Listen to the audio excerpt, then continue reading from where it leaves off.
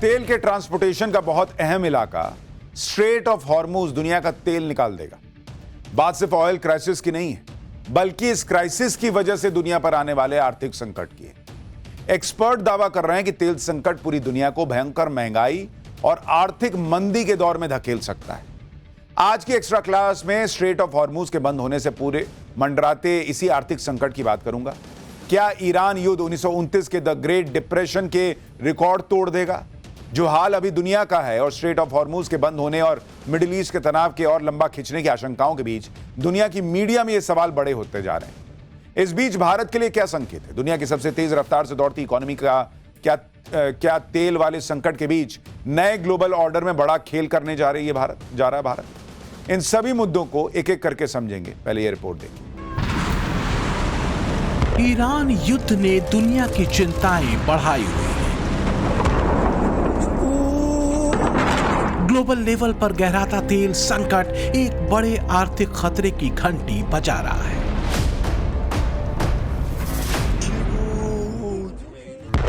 बारूद की गर्मी सिर्फ ईरान या मध्य पूर्व की जमीन और आसमान के तापमान को नहीं बढ़ा रही, बल्कि गहरे समंदर में भी तपिश बढ़ रही है।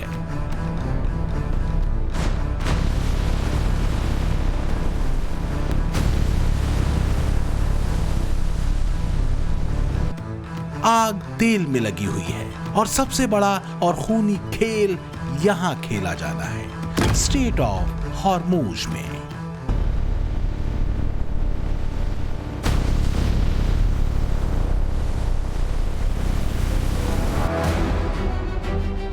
हॉर्मूज स्ट्रेट की अस्थिरता और तनाव ने एक नया खतरा दुनिया के सामने खोला है।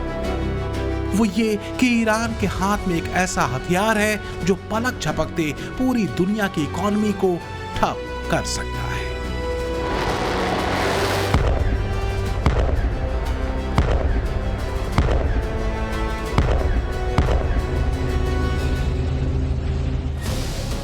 हॉर्मूज ट्रैप को बंद करके एक तरह से ग्लोबल लेवल के ऑयल ट्रांसपोर्ट को ईरान ने रोक दिया है। हॉर्मूज स्ट्रेट को ईरान ने एक हथियार के रूप में इस्तेमाल किया। नतीजा ये हुआ कि ग्लोबल लेवल पर तेल के दाम बढ़ गए। साउथ एशिया से लेकर यूरोप तक में तेल संकट बढ़ गया। ईरान ने अपने संकट को ग्लोबल संकट बना दिया। Situation with Iran is moving along very rapidly. It's doing very well. Our military is unsurpassed. There's never been anything like it. Nobody's ever seen anything like it. And we're doing what has to be done. Should have been done during a 47-year period. Could have been done by a lot of different people. They chose not to do it.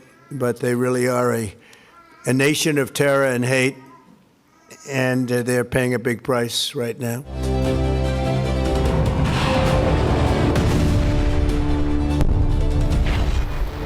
Middle east की अस्थिरता का मूल्य दुनिया भी चुका रही है। दुनिया इसी संकट को झेल रही है।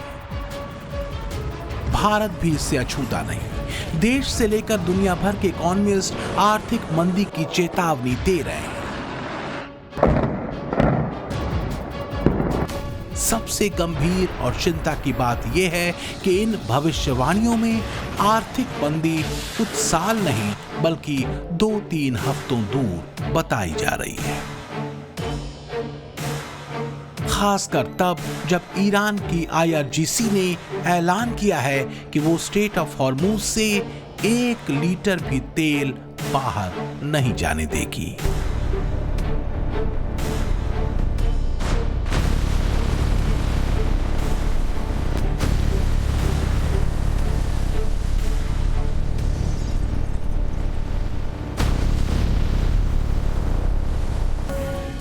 ईरान के नए सुप्रीम लीडर मुस्तफा खामेनेई का यह ऐलान सुनना जरूरी है। हॉर्मूज स्ट्रेट बंद रहेगा जब तक अमेरिका इजराइल हमलों का जवाब नहीं मिलता। ईरान के नए सुप्रीम लीडर ने स्ट्रेट ऑफ हॉर्मूज को लेकर अपने इरादे जता दिए हैं। कन्वेंशनल वॉर के अलावा ईरान ने वो मोर्चा खोला है जिसके ऊपर जारी युद्ध का तनाव अब पूरे ग्लोब में फैल रहा है। ईरान का ये मोर्चा है इकोनॉमिक अटैक।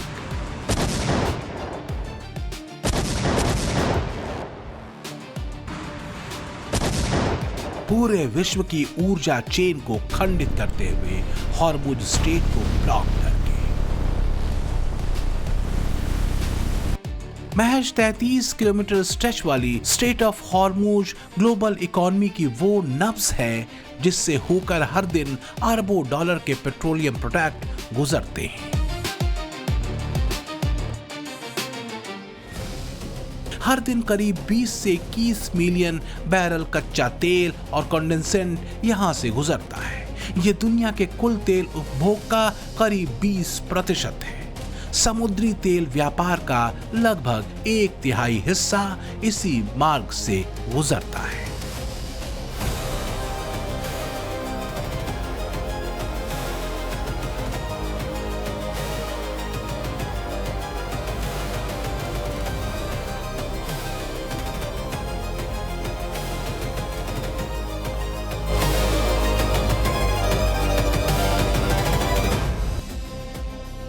ईरान युद्ध तीसरे हफ्ते में प्रवेश कर चुका है।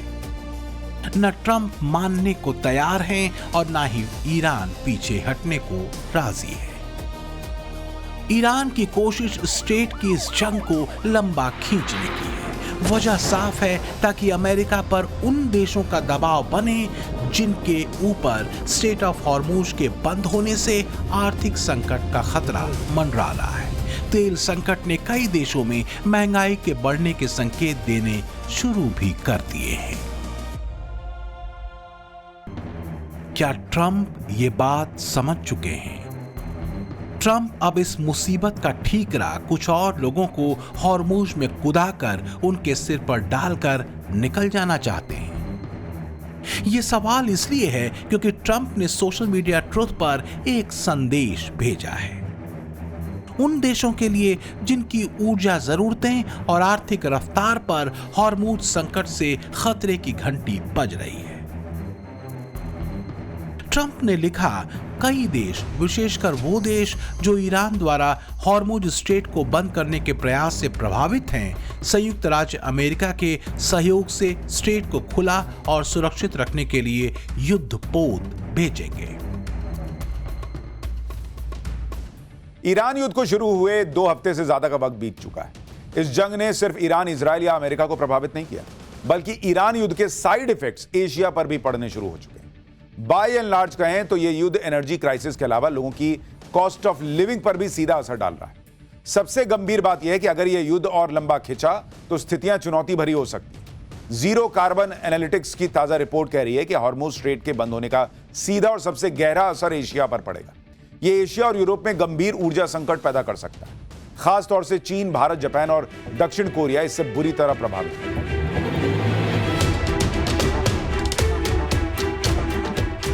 स्ट्रेट ऑफ हॉर्मुज के ब्लॉक होने से सबसे ज्यादा प्रभावित एशियाई देश हैं, क्योंकि उनका तेल इसी रास्ते से आता है। खासकर चीन, भारत, जापान, दक्षिण कोरिया के अलावा यूरोप के कुछ देशों पर भी इसका असर हो रहा है। हालांकि ईरान ने यह भी साफ किया है कि मित्र देशों के लिए स्ट्रेट ऑफ हॉर्मुज खुला रहेगा। Of the people of the India is our suffering and vice versa, and for this reason governments of India help us and we should help the governments of India because we have common faith, common interest. We believe as an ambassador in India, we believe that common faith, we have common faith in the region, and for this reason all the high-ranking officials from Iran instructed the embassy of Iran in India that paved the way for the Indian government. Bharat ने पिछले 1 दशक में अपनी ऊर्जा जरूरतों को diversified किया है। सरकार के मुताबिक कच्चे तेल और ईंधन से संबंधित किसी भी हालात से निपटने के लिए भारत अच्छी स्थिति में है। भारत ने आम आदमी को वैकल्पिक विकल्प प्रदान करने के लिए केरोसिन उत्पादन में भी बढ़ोतरी की है। तैयारियां अपनी जगह, पर यह भी सच है कि वैश्विक ऊर्जा की चेन के बिगड़ने से अर्थव्यवस्था पर असर पड़ सकता है।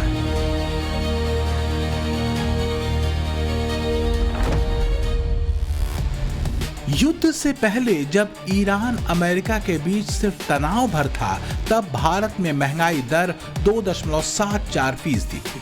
फरवरी में इस तनाव के चरम पर पहुंचने पर यह बढ़कर 3.21% हो गई। युद्ध शुरू होने और अभी बने रहने के बीच मार्च में महंगाई दर क्या होगी ये कहना मुश्किल है, पर यह तय है कि ये बढ़ेगी ही बढ़ेगी। महंगाई को कंट्रोल करने के लिए आरबीआई को इंटरेस्ट रेट बढ़ाना होगा। अगर ऐसा हुआ तो लोन महंगा होगा, इससे भारतीय अर्थव्यवस्था की रफ्तार धीमी हो सकती है।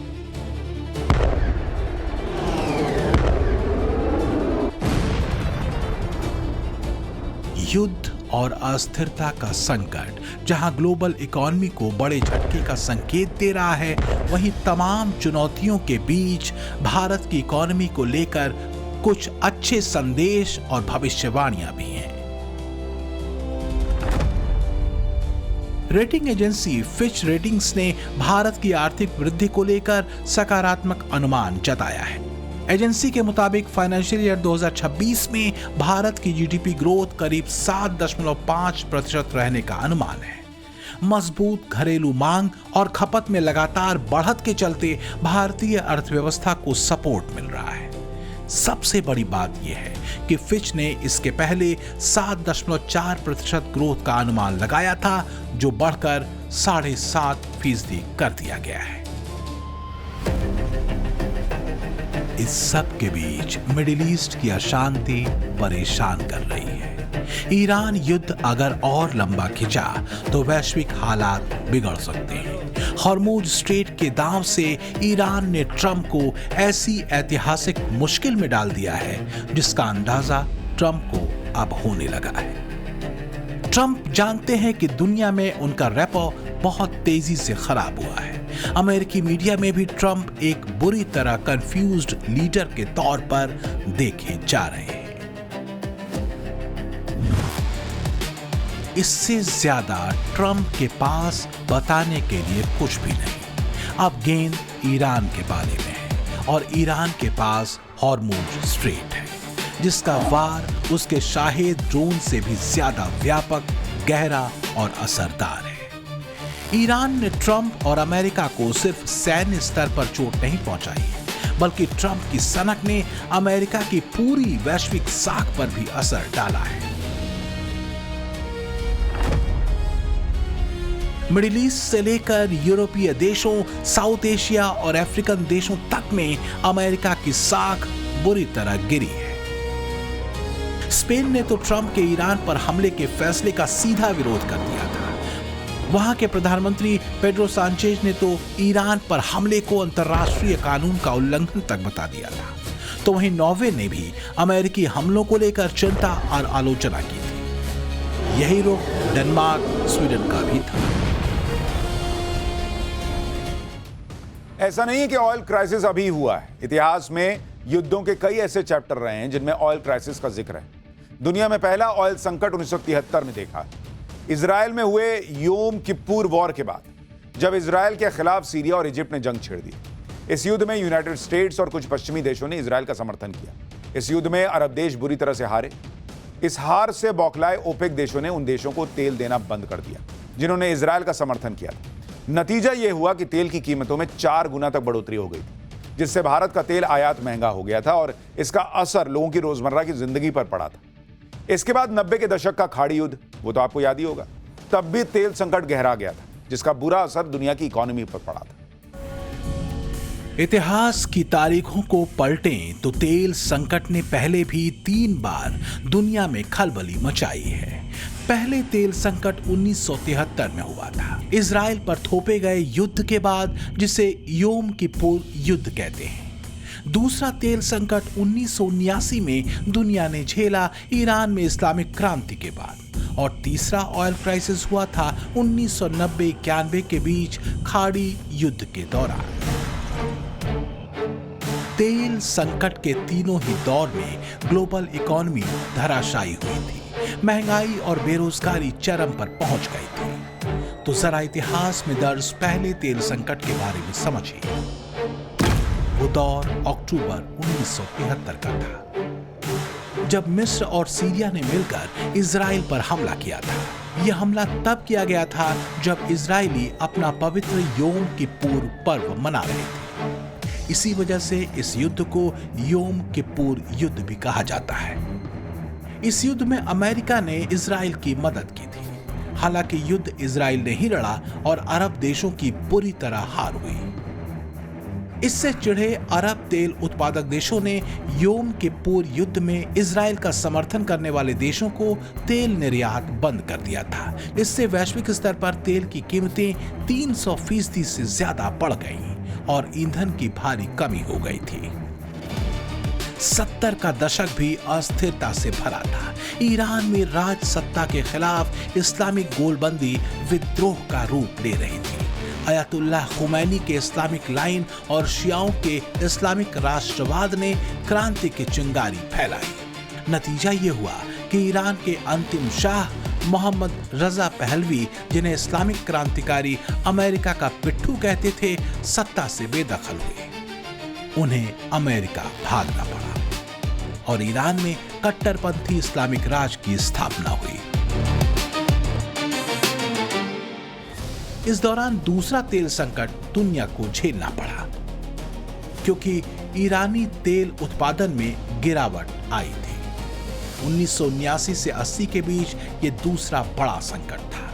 इससे कच्चे तेल की कीमतें दोगुनी से ज्यादा हो गईं, जिससे वैश्विक आर्थिक मंदी और 1980 के दशक की शुरुआत में भारत समेत दूसरे देशों में महंगाई बढ़ी। इसके बाद आया तीसरा तेल संकट।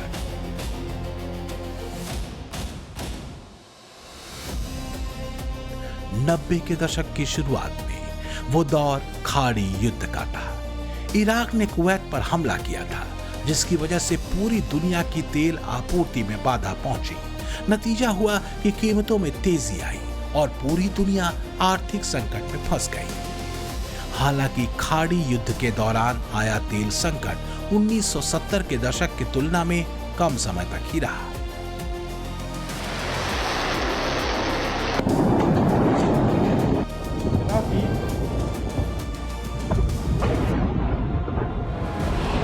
तो क्या ईरान युद्ध और होर्मुज के ब्लॉक होने पर यही नियम लागू होता है?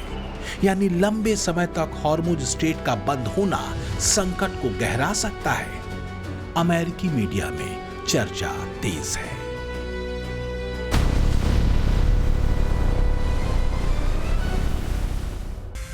बात सिर्फ ट्रंप या अमेरिका या फिर इजराइल को समझाने भर की नहीं है। ईरान का इरादा दुनिया को समझाने का है। वो ये कि अमेरिका की दादागिरी को कंट्रोल करने की नस उसे पता है। हैरत की बात यह है कि ईरान का ये पैतरा काम कर रहा है। ट्रंप जिनपिंग तक को स्ट्रेट ऑफ हॉर्मुज में युद्धपोत उतारने का न्योता दे रहे हैं। ट्रंप की बेचैनी का आलम क्या है, इसे ऐसे समझिए कि कुछ घंटों के भीतर ही वो पुतिन से लेकर जिनपिंग, यूके के प्रधानमंत्री और फ्रांस के राष्ट्रपति मैक्रों तक से गुहार लगा चुके हैं। तो क्या ट्रंप को यह एहसास हो गया है कि वो स्ट्रेट ऑफ हॉर्मुज के गहरे पानी और सकरे रास्ते में बुरी तरह फंस चुके हैं? क्या इतिहास में अमेरिका की एक और बड़ी हार वियतनाम और अफगानिस्तान के बाद ईरान में होने जा रही है?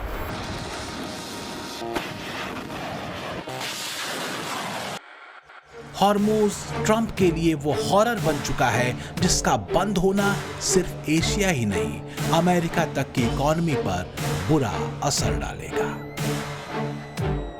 ट्रंप कह रहे हैं वो रास्ते तलाश रहे हैं, लेकिन अफसोस सारे के सारे रास्ते हॉर्मुज स्ट्रेट की तरह ही बंद हैं। फिलहाल तो हैं। Bureau report, Times Now, नौबारा।